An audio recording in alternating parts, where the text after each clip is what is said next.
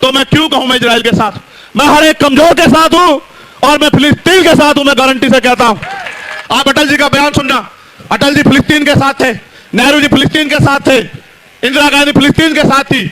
और आज की सरकार अपने निजी संबंधों को बचाए रखने के लिए अपने देश की फॉरेन पॉलिसी खराब कर रहे हो। चाइना का मुकाबला करो अगर तुम में दम है प्रधानमंत्री जी, हम आपके साथ खड़े हैं। चलो चाइना की तरफ आगे बढ़ो, चलो कूच करो, हम देखेंगे आप में कितना दम है। आज से पहले गोली हम खाएंगे, ये देश हमारा है, इस मुल्क के लिए शहादत हम सहेंगे। लेकिन अगर आप देश से गद्दारी करोगे तो ये होने नहीं देंगे, हम इस बात को याद रखना। पूरी भीम आर्मी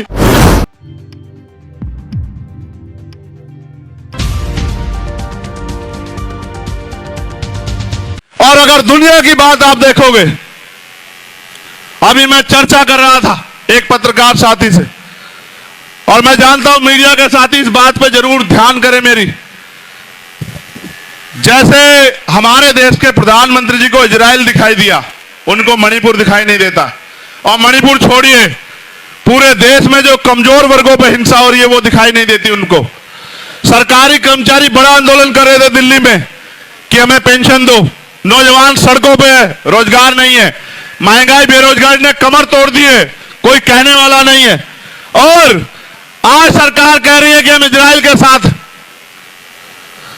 आप ये जानते हो, अगर आपने इतिहास पढ़ा, और मेरा जमीर इस बात की गवाही देता है कि हमें हमेशा कमजोरों के साथ खड़ा होना चाहिए, अपने हक की लड़ाई लड़ने वालों के साथ खड़ा होना चाहिए।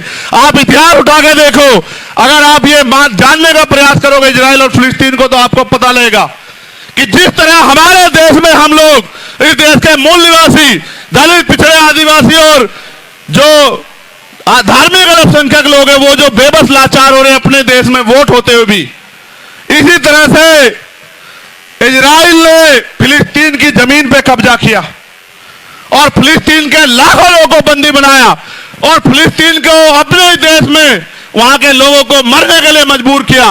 मैं हिंसा का समर्थन नहीं करता, मगर आप ये बताओ, अगर वहां फिलिस्तीन की लड़ाई गलत है तो देश ने जो आजादी की लड़ाई लड़ी अंग्रेजों के खिलाफ, वो कहां सही है आप बताओ?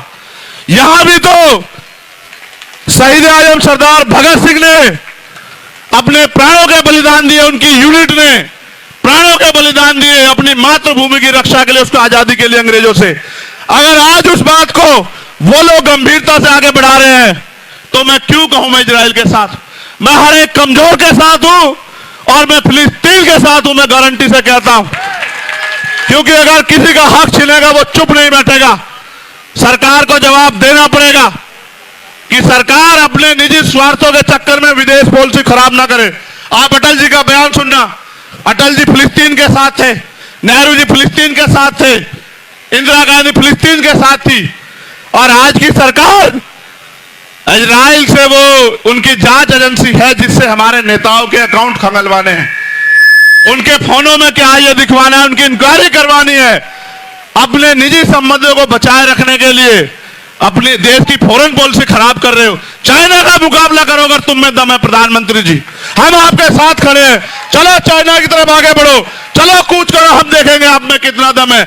आज से पहले गोली हम खाएंगे, ये देश हमारा है, इस मुल्क के लिए शहादत हम सहेंगे। लेकिन अगर आप देश से गद्दारी करोगे तो ये होने नहीं देंगे, हम इस बात को याद रखना। पूरी भीम आर्मी, पूरी आज समाज पार्टी शोषितों, वंचितों, मजलूमों के साथ खड़ी है और आप इतिहास जानते हैं। फिलहाल इस वीडियो में इतना ही दोस्तों। आपसे निवेदन है कि आप हमारे चैनल को सब्सक्राइब जरूर कीजिएगा, ताकि आपको वो खबरें पहुंचती रहें जिनको गोदी मीडिया नहीं दिखाता है, वो हम आप तक पहुंचाने की कोशिश करते हैं। फिलहाल इस वीडियो में इतना ही, हमें दीजिए इजाजत। आगे फिर मुलाकात होगी आपसे किसी ऐसी खबर के साथ, तब तक के लिए जय हिंद, धन्यवाद।